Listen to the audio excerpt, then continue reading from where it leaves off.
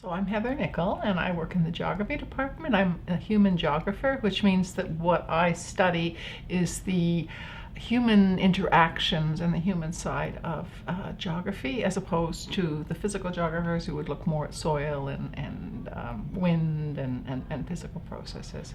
The study of Canada across the disciplines at Trent is really provides a very, I think, fertile ground for studying Canada, because it's, of course, Canada's multidisciplinary. You can't capture it by any one point of view. A geographer can't capture Canada.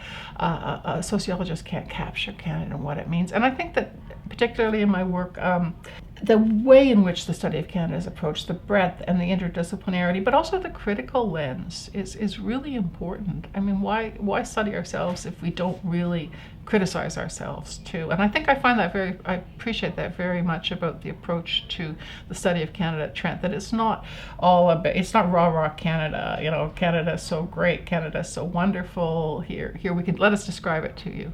It's more about understanding ourselves, understanding where we're going, who we are, and then how can we use that understanding of Canada in ways that really, I think, make a difference to people. And certainly that perspective is shared with the students.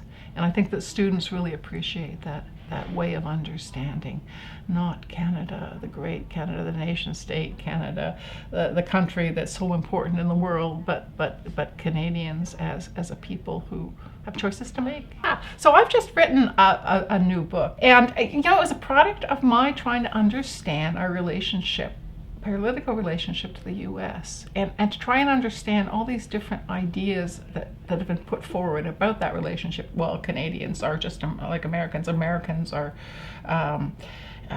dominant over Canadians. Canadians hate Americans. Americans think Canadians aren't as good. I mean, there are all these ideas floating around about that relationship.